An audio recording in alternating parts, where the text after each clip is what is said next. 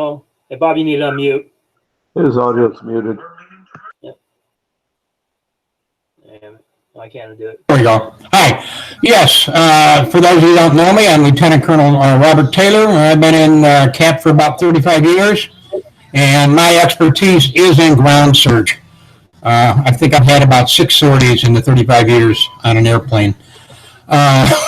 So my co-instructor is Cadet First Lieutenant Felix Zangs. He and I both were on staff at NASA. We're going to start showing some PowerPoint presentations. These do not have any tasks directly assigned to them, but it's important information that you need, and I will emphasize what you might find on the test. Okay, Felix, and pardon me, Felix, I've been working, so we've kind of gotten away from the cadet and senior and all that. By the way, this is a long distance. He's in Salt Lake City right now. All right, Cadet Zangs, you want to start with the SAR presentation? Yes, sure. Give me a moment while I pull that up.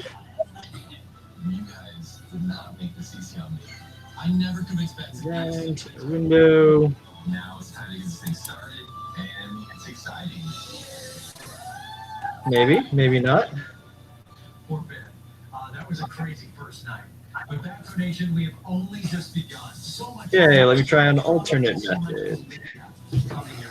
And you'll have to bear with us. This is all new to everybody. With one of the most unlikely couples we have ever seen. Do they have an announcement for us? We have to wait and find out. All that and more when The Bachelor, the greatest seasons ever, returns. All right, it should be presenting. Coming up pretty soon for everyone. This one's for you.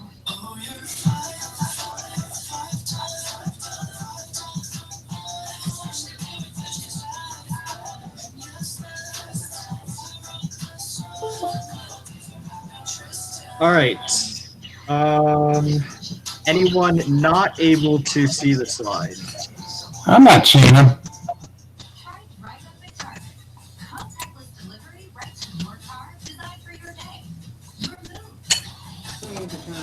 Cadet Zhang? Yes. I hear someone with a TV or something on, and it's hard for me to hear you. Okay, hold on. I'm going to mute it. Thank you.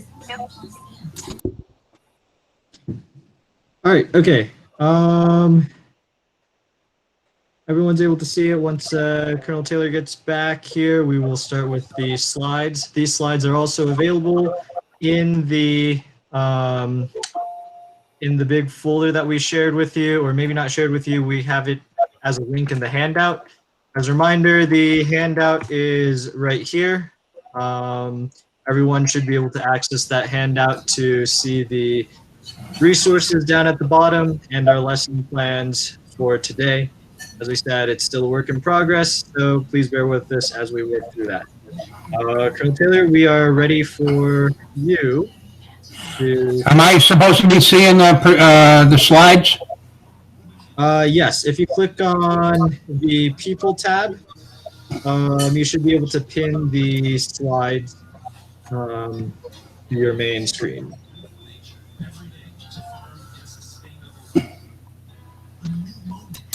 Hold on. No.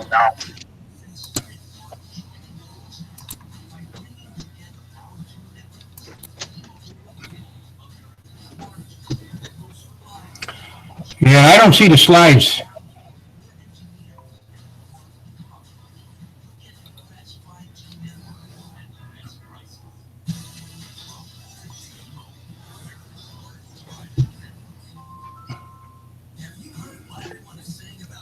Can you see? I know others are able to see the slides. Maybe you can follow along in the slideshow on your local computer, and then we can work that way as I present.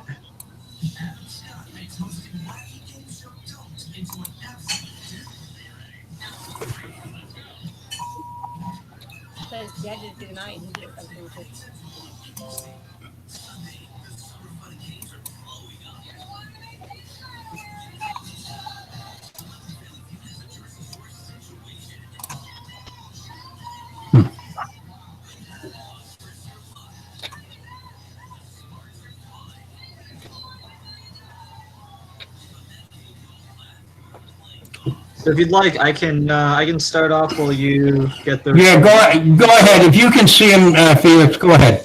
Okay. All right. So welcome everybody to the ground team course. Everyone should be able to access the handout as I was talking about before.